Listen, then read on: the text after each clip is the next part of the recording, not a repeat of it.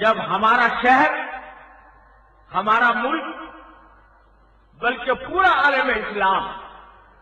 اور پوری امت مسلمہ مسائل کے جال میں پھنسی ہوئی ہے، مشکلات کے جال میں پھنسی ہوئی ہے۔ دشمنوں نے ہمارے لیے طرح طرح سے سازشوں کے جو جال تیار کیے ہیں، ان میں خود ہم اپنی بدعمالیوں کی وجہ سے، اپنی نادانیوں کی وجہ سے، اپنی بے وقوفیوں کی وجہ سے، اپنی حماقتوں کی وجہ سے، اپنی ہوس پرستیوں کی وجہ سے، اپنی مفاد پرستیوں کی وجہ سے ہم ان جالوں میں پھنسے ہوئے ہیں۔ اور اس کا نتیجہ یہ ہے کہ وحشت اور بربریت اور درندگی کے وہ مناظر سامنے آئے ہیں، ایسے مناظر جو کبھی مسلمانوں سے تصور نہیں کیے جا سکتے تھے۔ مسلمان نے مسلمان کو ذبح کیا ہے، اس کے ہاتھ پاؤں ناک کان کاٹے ہیں۔ جس بات کو نبی کریم سرور دو عالم صلی اللہ علیہ وسلم نے کافروں کے بارے میں بھی، جہاد کے دوران بھی جس کو منع فرمایا تھا، ایسا جب بھی کوئی آپ جہاد کا لشکر بھیجتے تھے تو مستقل طور پر یہ ہدایات ہوتی تھی کہ لا تقتلوا ولیدا ولا امرأة ولا شیخا فانیا ولا تمثلوا ولا تغدروا۔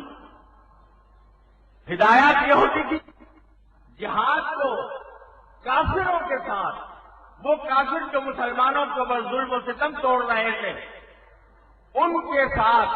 جہاد کرنے کے دوران نبی کریم سرور دو عالم صلی اللہ علیہ وسلم کی ہدایت یہ تھی کہ خبردار کسی بچے کو نہ مارنا، خبردار کسی عورت کو قتل مت کرنا، کافر عورت کو، دشمنوں کی عورت کو، دشمنوں کے بچے کو قتل نہ کرنا، کسی بوڑھے کو قتل نہ کرنا، اور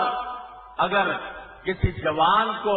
قتل جو تمہارے مقابلے پر آیا ہوا ہے اس کو قتل کرنے کی نوبت آئے تو کبھی مسلح نہ کرنا، یعنی اس کے ہاتھ پاؤں، اس کے کوئی عضو کو، ناک کان کو، اس کے کسی عضو کو کاٹنا تمہارے لیے حرام ہے۔ کافروں کے جو دشمن ہیں، جو تلوار لے کر مسلمانوں پر ظلم و ستم پر اترے ہوئے ہیں، ان کے بارے میں بھی حکم یہ تھا کہ ان کو مسلح نہ کرنا، ان کے ہاتھ پاؤں نہ کاٹنا، ان کے ناک کان کو نہ کاٹنا۔ کافروں کے ساتھ یہ حکم تھا۔ ہم شرم سے اگر ڈوب مرے تو بھی کم ہے کہ مسلمان نے مسلمان کا مسلح کیا، مسلمان نے مسلمان کو ذبح کیا، مسلمان نے مسلمان کو گولیوں سے چھلنی کیا اور اس کو مسلح کر کے بوریوں میں بند کر کے لاشیں اس کی پھینکی۔ یہ دشمنوں کی سازش تھی جس کا ہم شکار ہو گئے، اور اس قدر شکار ہو گئے ہیں کہ اس برائی کی برائی دل سے مٹ رہی ہے۔ انسانی جان کو مکھی مچھر سے زیادہ بے حقیقت قرار دے دیا گیا ہے۔ مکھی مچھر کو مارتے ہوئے بھی آدمی کو کبھی خیال آ جاتا ہے کہ یہ اللہ کی مخلوق ہے، لیکن انسانوں کو قتل کرتے ہوئے، انسانوں کے بچوں کو مارتے ہوئے، ان کی عورتوں کو قتل کرتے ہوئے، مریضوں اور بیماروں کو قتل کرتے ہوئے، بوڑھوں کے اوپر حملہ کرتے ہوئے کوئی رگ حمیت نہیں پھڑکتی، کوئی غیرت نہیں جاگتی، کوئی انسانیت کا کوئی خیال دل میں پیدا نہیں ہوتا۔ اور نہ جانے ہمارے